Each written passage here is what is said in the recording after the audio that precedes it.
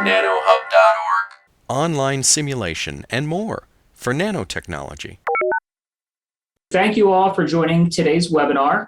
We are fortunate to have Jerry here with us today, and he's going to present on where electricity and light meet, the power of infrared spectroelectrochemical techniques in observing surface chemistry. So my name's Zach Gray. I'm the Managing Director for the Center for Nanotechnology Education and Utilization. Vishal is our co-host. So Vishal, if you want to go ahead and introduce yourself real quick to everybody. Yeah, I'm Vishal Sarvade, and I'm an assistant teaching professor, again with CNEU at Penn State. Excellent, thank you. So Vishal and myself will be fielding your questions throughout the webinar and giving them to Jerry. And then our presenter today is a fourth-year graduate student in the Asbury group at Penn State University. He goes by just Jerry, so feel free to give Jerry any questions you may have throughout the webinar. Once again, please use the Q&A for your technical questions for Jerry. Here is Jerry's bio. And Jerry, I'm going to go ahead and turn it over to you. And we look forward to your presentation today. Thanks, Zach. So my name is Jerry. So I was raised in Japan and China before I came to the United States for my bachelor's degree in biochemistry at UCSD. At UCSD, I work with QBAC group studying the electrochemical carbon dioxide reduction to CO using group 7 metal catalysts. I then moved to Penn State in 2019 to join the Asbury group at Pennsylvania State University and studying the development of analytical tool to study the electrochemical interfaces of metal electrodes using infrared spectroscopy, which is the main topic today. And interesting story, I ran into Vishal in the cafe and he invited me for this seminar talk. So I feel really frightened, but also very honored to give a talk to you guys from different backgrounds. And yes, so today my topic is about talking about the analytical tools to analyze and monitor the surface chemistry on the electrodes. So to start with our today's talk, so let's talk a little bit about some global problems that we're facing right now. Firstly, according to data from 2011 U.S. Environmental Information Administration, in about 100 years, humans are going to be running out of the reserves of the fossil fuels. So that we're not going to have enough natural gases and oil to power our electricity and automobiles. Another problem we're facing is the problem of greenhouse gas emissions, which coming from our daily activities such as transportation, electricity generations, and running power plants, and so on. Those greenhouse gas emissions can cause a lot of global environmental issues that are well known, such as the ozone gas depletion from the fluorinated gases. Methane and carbon dioxide are known to raise the global temperatures by several degrees, which will cause the rise of the sea level and also the seawater acidification, which may kill many biodiversities. So humans are in need of a renewable, but also carbon neutral alternative energy to live a more sustainable life. And right now, humans were able to find some alternative to fossil fuels, such as wind energy, solar energy, and hydropower energy to reduce the burden on fossil fuels. However, those energies also have their own problem because it usually will take a lot of time and money to build facilities as well as doing the maintenance of those power plants. They're also dependent on the weather and locations. So scientists were looking for alternatives that are much cheaper, having more access to people, but also having a wider range of usage. And electrocatalysis is considered one of the promising solutions to this problem. Here I'm just showing a schematic of a hydrogen fuel cell that can produce electricity and only produce water as the byproduct. And right now, there are a lot of motivations in industries and also academics to incorporate the hydrogen fuel cell into automobiles, use it to power the power plants and also deliver electricity to buildings and households. So to begin with, let's talk a little bit about the electrochemistry and electrocatalysis. Again, here I'm showing a schematic of a hydrogen fuel cell. Electrochemistry is a branch of chemistry marked by the movement of electrons from one to other reactants. And in this specific fuel cell diagram, there are two compartments. One is the anode, where the oxidation reactions of the hydrogen gases to protons happening. This is also the reaction that will generate electrons, which will go through an external circuit to produce electricity. The protons will go through an electrolyte membrane, usually made of polymers, diffuse to another part of the fuel cell, which is the cathode compartment, where the reduction reaction of oxygens proceed to produce water as the byproduct.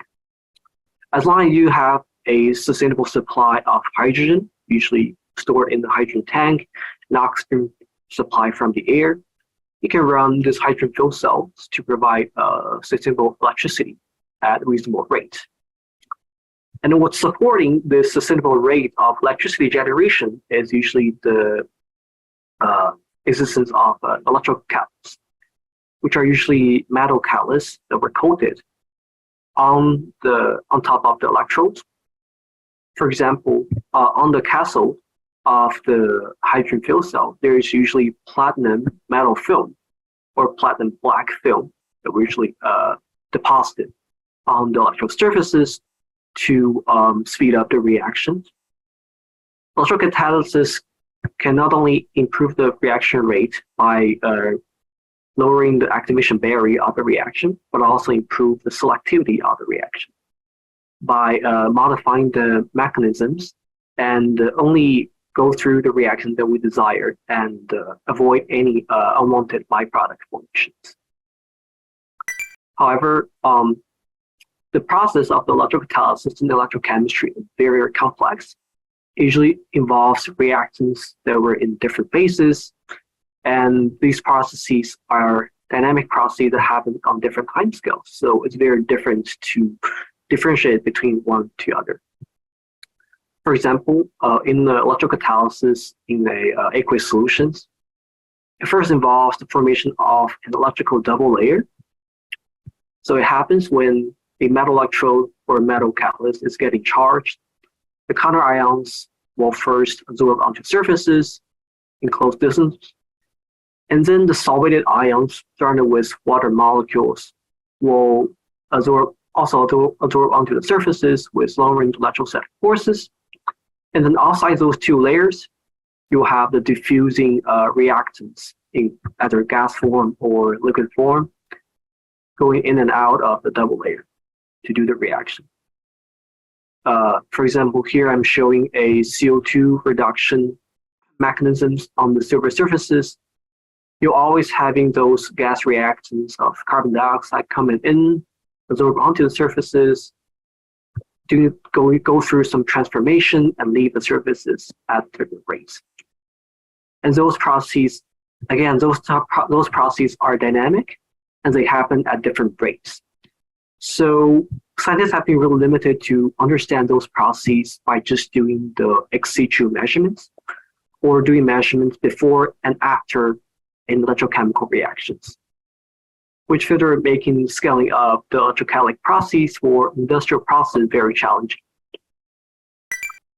So in order to understand the process much better and having a good picture of the electrocatalytic process, there's a need to characterize the electrocatalyst in situ or in real time. A more conventional characterization of the catalyst, you'll first make the catalyst and characterize them knowing their morphology, knowing what's the crystal structure of the catalyst. In most of the industry labs and the academic labs, you also involved in doing the performance tests by testing its electrochemical activity, see if you can produce a much higher current.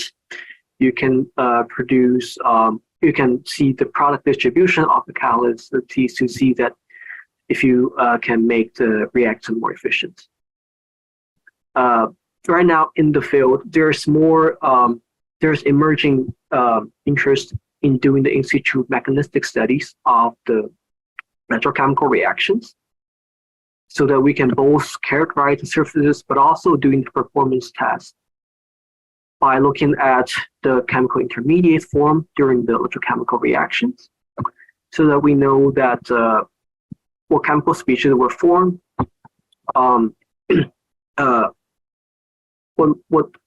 what time when the catalyst fell, what are some poison species on the electrodes that were blocking the active sites of the materials, so that we can provide hints to the synthetic chemists as like a design rules, so that they can modify the catalyst surfaces to avoid those problems. And today I'm going to focus on one of the analytical tools that were used in the field to characterize the surface species on the electrode. It's called the attenuated total reflectance infrared spectroscopy, short for ATR-SEIRAS, to study the electrochemical interfaces. So I'm going to break this technique in parts and by parts to help you understand this technique. Firstly, let's talk a little bit about the infrared spectroscopy. So this is a very widely used vibrational spectroscopy technique in many academic labs and industry labs to characterize the molecular species. This is caused by the excitation of the molecular vibrations inside the samples by infrared light. And the light will be transmitted to the detector to provide a infrared spectrum like the one below. This is a infrared spectrum for water. On the left are some typical molecular vibration that are being simulated for water. For example, for a symmetric stretch of water, you will see that the OH bond is getting shortened and elongated at the same rate into the oxygen atom. While in the bending mode, you will see that the OH bond will moving vertically at the same rate. And those molecular vibrations will happen at different frequencies, therefore demonstrating different energies in a infrared spectrum like this. In addition to providing identification of the molecular species, there's also several characteristics that we can take advantage of. Firstly is the infrared spectroscopy will follow the Beer-Lambert's law. So if we have a constant, if we're suggesting the same sample, we can assume the molar absorption coefficient is constant, optical path length is constant if we're using the same instrument. We can relate the concentration of the surface form species to the absorbance of the spectrum. The second characteristic is that the wave number or the frequency of the molecular vibration is related to the mass and spring constant of chemical bond. So that it can help us to determine what are the chemical species formed on the surfaces by doing some simulation calculations, and also figure out any changes happens to the chemical bond under certain reaction conditions. And here I'm on the top, I'm here just showing a simple demonstration of iris spectrum taken in a transmission mode. And what's necessary for studying the electrochemical interfaces is the attenuated total reflectance geometry. And here, let's review a little bit about some high school physics. When one material enters another material with a higher refractive index, you will refract at a much larger angle. And this has been described by the Snell's law on the top left. When you have incidence angles that were larger than the critical angle of this certain material, which is the incident angles making the reflected angle of the reflected beam parallel to the interfaces between two materials, you will experience an internal reflection inside only the first materials, For example, in a typical infrared spectrometer, you basically think of the first material as air, and the second material will be any high refractive index materials such as zinc selenide, germanium, silicon, diamond, and so on.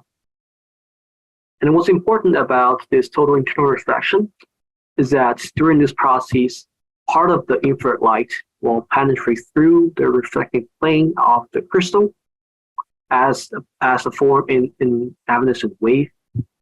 And this evanescent wave will have a ultra high sensitivity near the surface of the ATR crystal, and the sensitivity will decay exponentially with distances from the reflecting plane. So it makes us accessible to study surface species that were about tens of nanometers or microns close to the ATR crystal, but also not getting too much interference from the aqueous solution, because water usually have a really strong absorption in high wave number regions.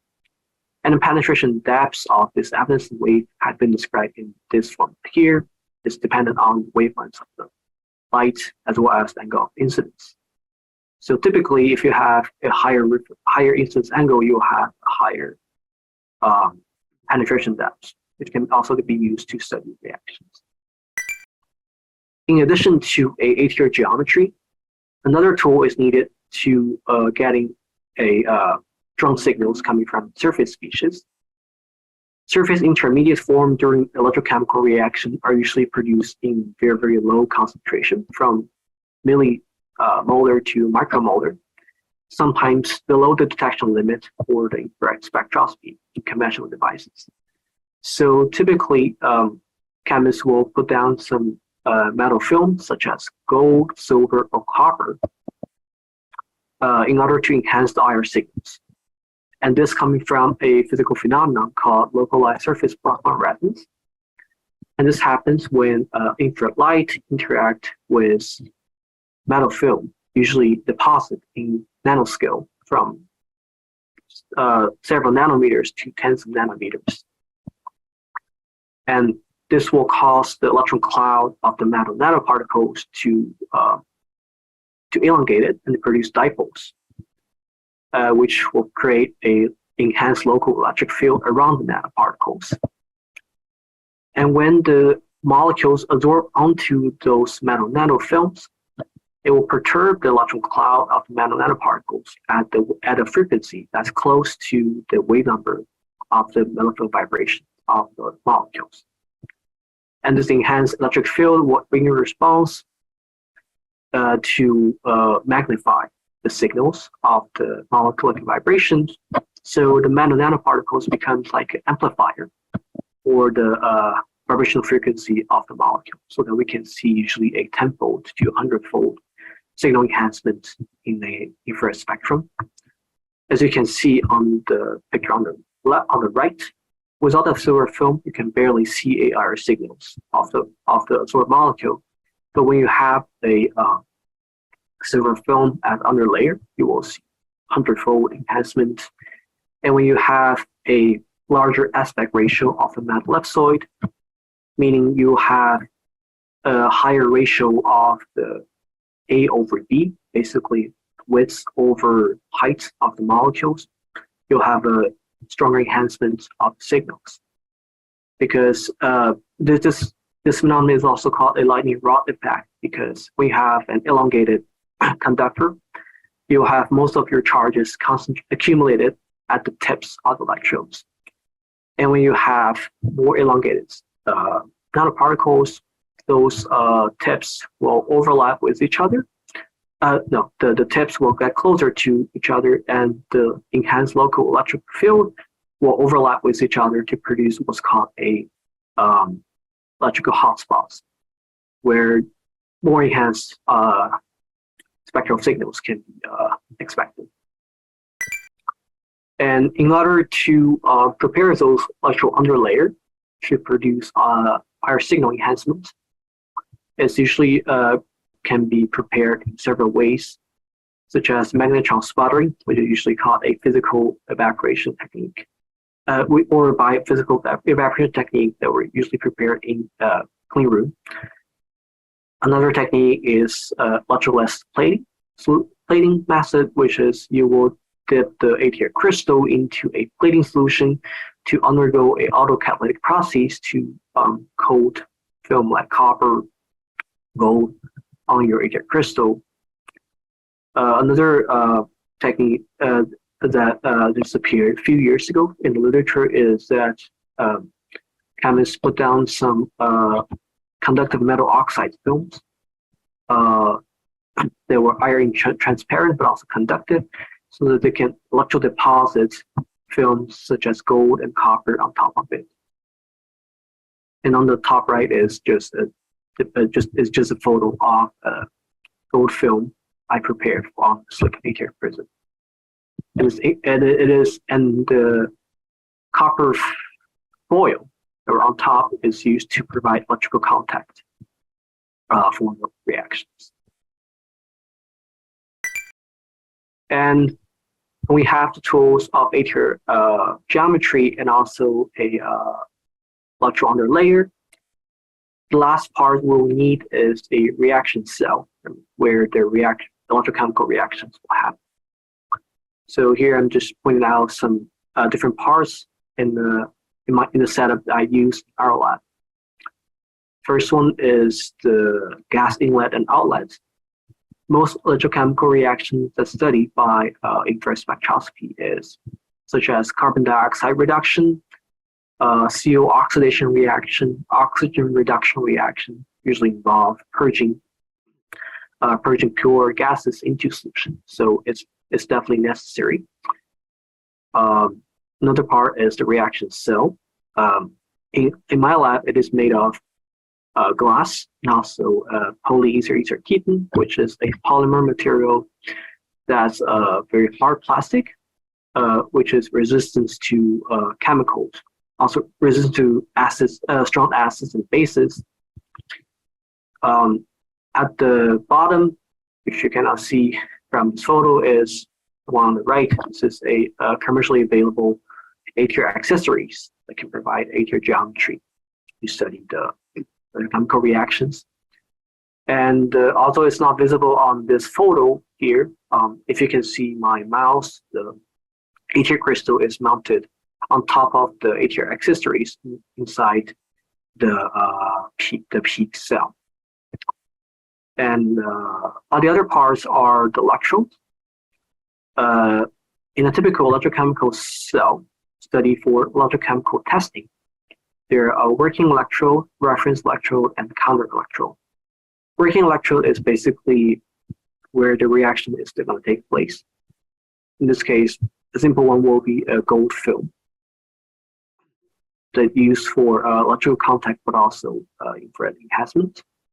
A reference electrode is used to provide a reference point so that you can make your number, let your number make sense, because potential is a relative unit. You will need a unit that were, you will need a reference that were absolute.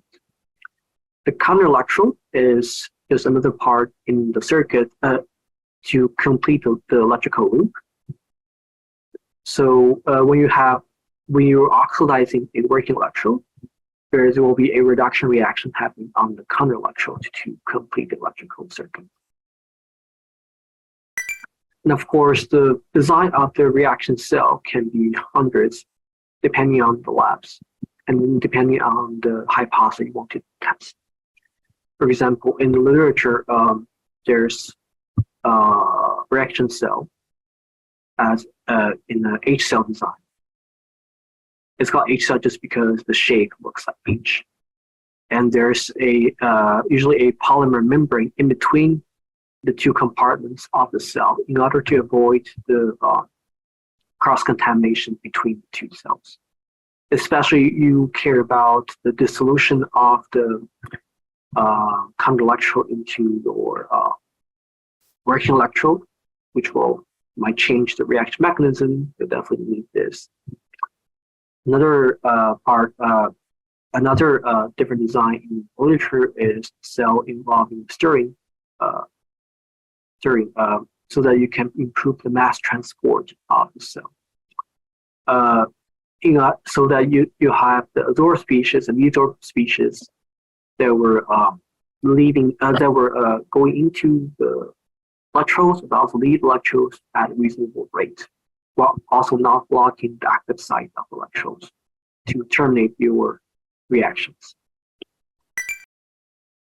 And next, I'm going to talk a little bit about some procedures we typically use for studying those chemical reactions.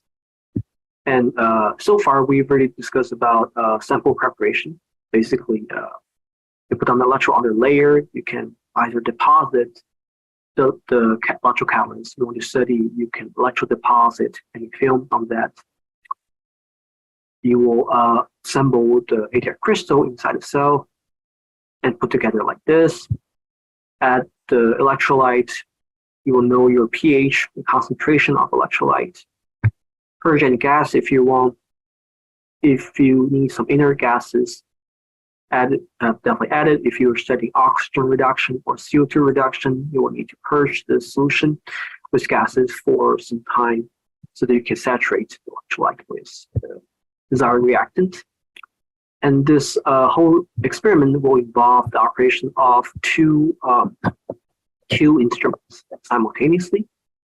Potentiostat is a tool, analytical tool for electrochemical testing. You can control the current and potential by using the software interfaces.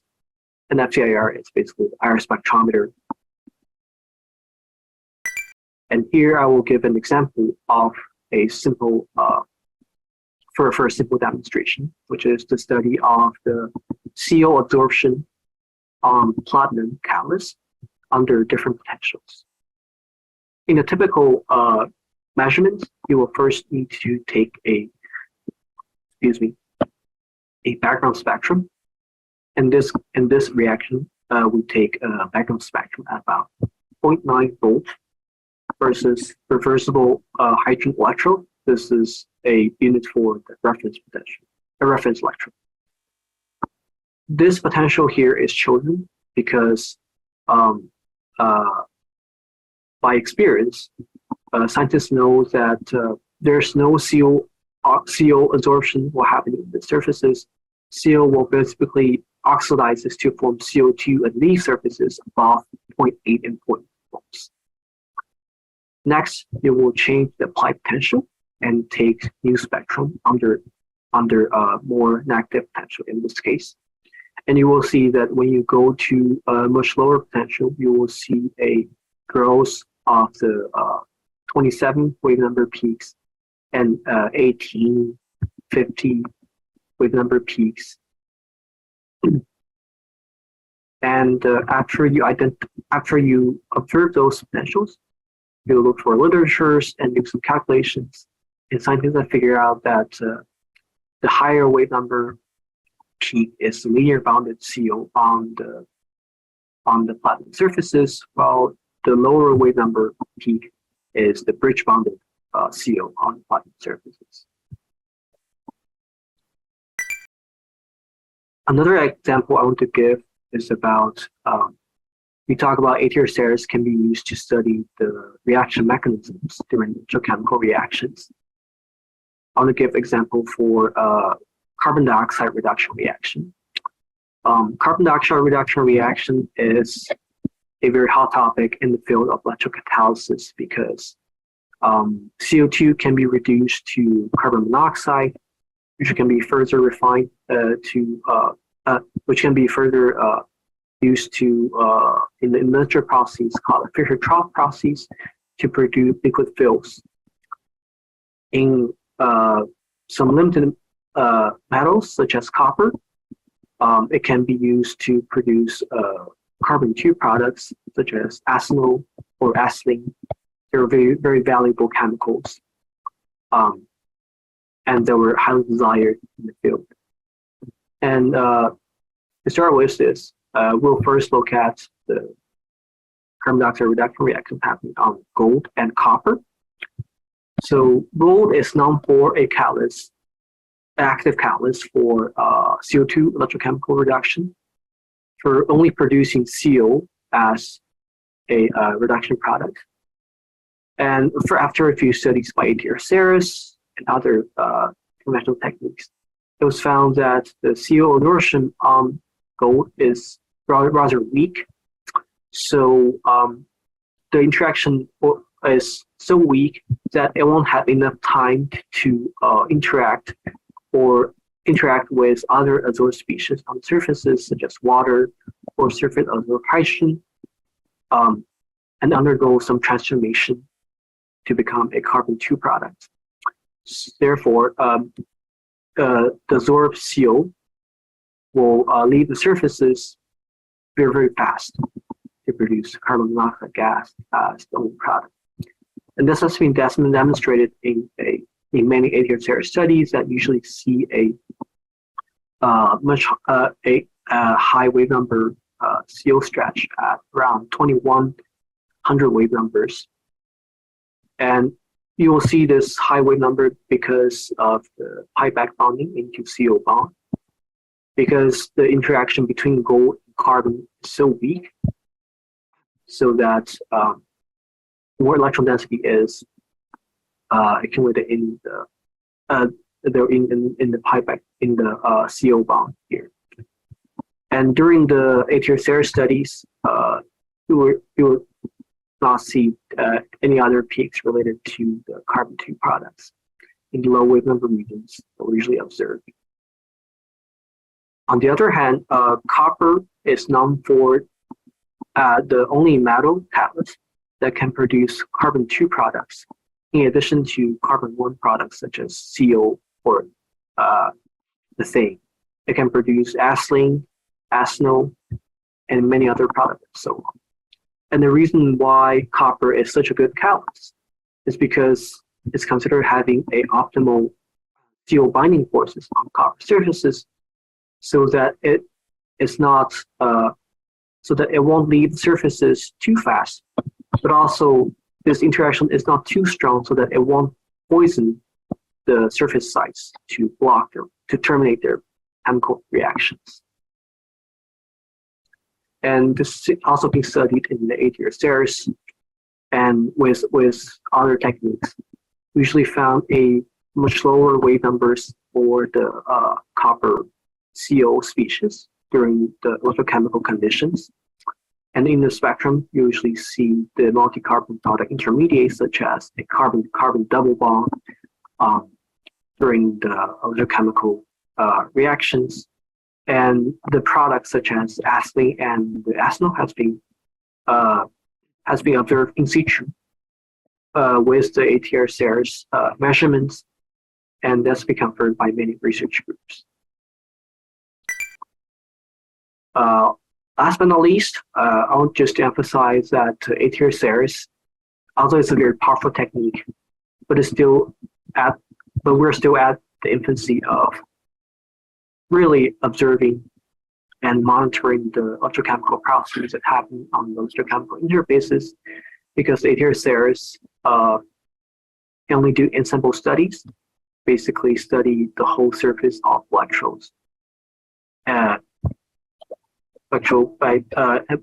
we cannot focus on just a few nanometers area and see what's going on the surfaces.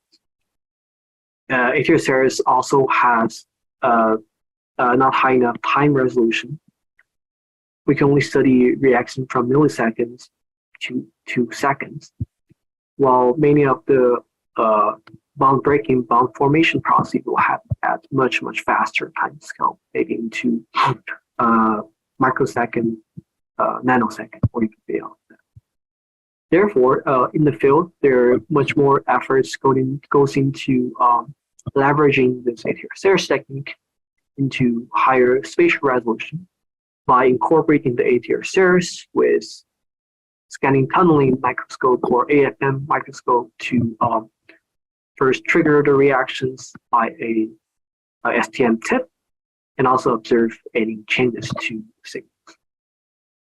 Another effort to improve the time resolution is to use a visible light, pump light, to excite the surface electrode on electrodes to instantaneously raise the temperature of the electrode surfaces to trigger a potential jump in nanosecond or picosecond, and so that you can disturb the double layer and also trigger an electrochemical reaction at a very fast time scale. And to sum up today's presentation, there's a few tips for starting the ATR-SEIRAS here in the lab or with project. Firstly is to know the system and theories I've discussed. There are more into the ATR-SEIRAS, and there are a lot of rich literatures to read about for infrared spectroscopy and also about the ATR series. Next is you will need to build and machine the cell for the specific need. If you need a flow cell, or if you need a specific glass cell so that you can see what's going on in the surfaces, definitely do that by yourself or discuss with a machine shop specialist. Next, also a hard part, you'll need to prepare the samples depending on your needs. Either as a electro deposit samples or drop acid sample. Always know what's deposited and characterize them thoroughly with the available techniques, and collect data under reaction conditions. And if you have access to other techniques, definitely compare it with gas chromatography and mass spectrometry, because there are certain species that were below the detection limit of infrared spectroscopy. There are some species that will never be observed with infrared spectroscopy.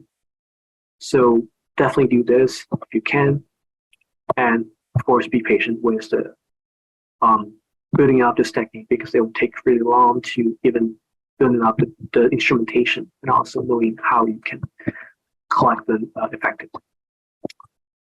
And this is the end of my presentation, and I'm happy to take any question if you like. Thank you.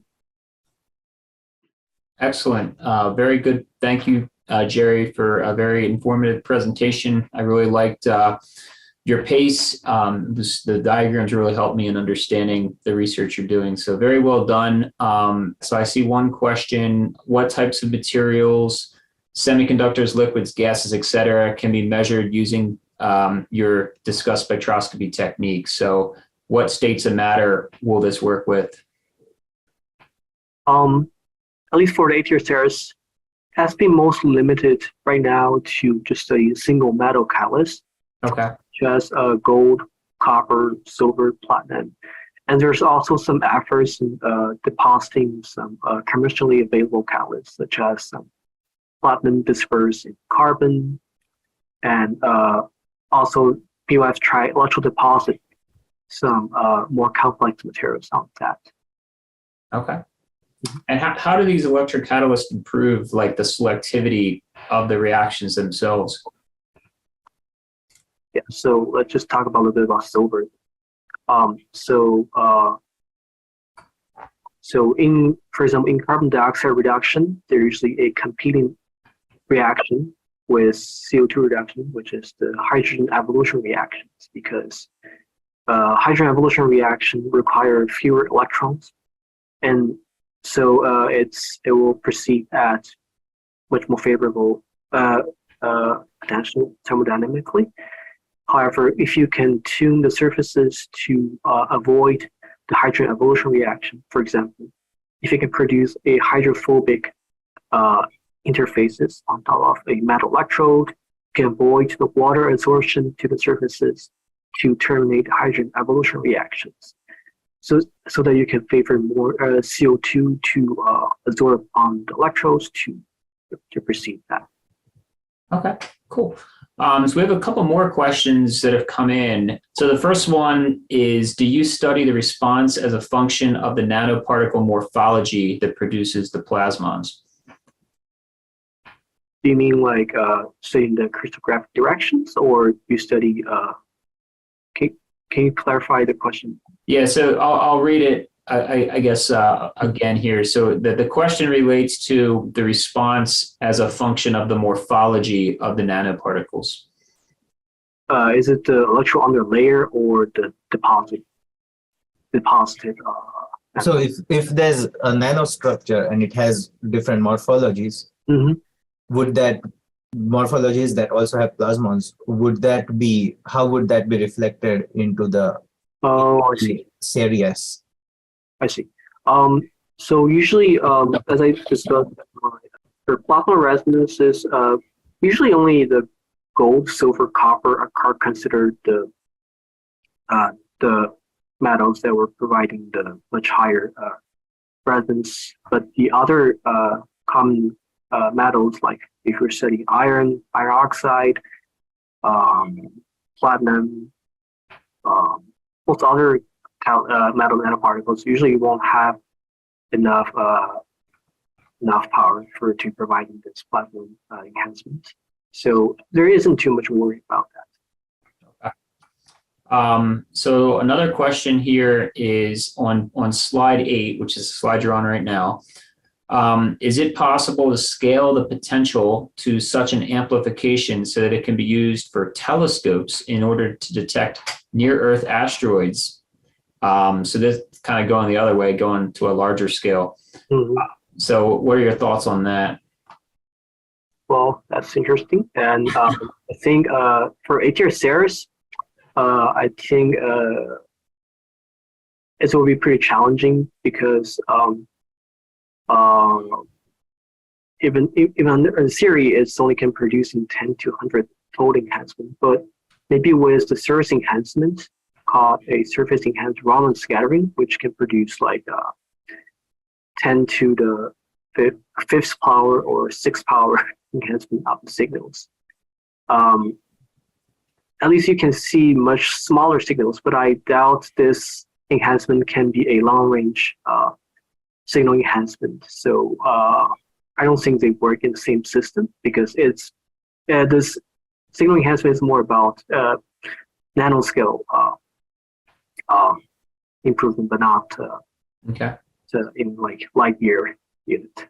So another question that I think is a pretty good one. It's more of an experimental question related to how you actually characterize this stuff. So can you elaborate a little bit on how you actually apply the voltage on the working electrode when you're taking the measurement? Like, what do you do experimentally? So I'm not showing here the software interface for the potential set, but basically potential set is an instrument that comes with a software in your computer.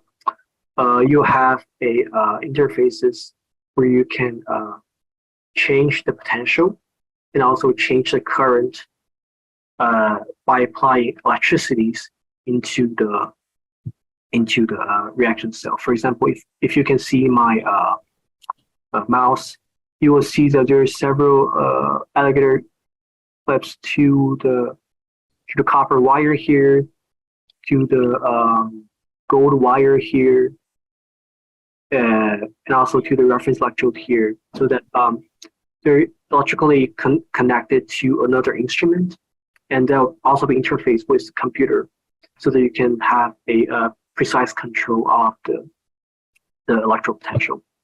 Okay. Thank you all for your very good questions. That we'll do one more. So can we use this technique during the corrosion of steel reinforcement by chloride penetration?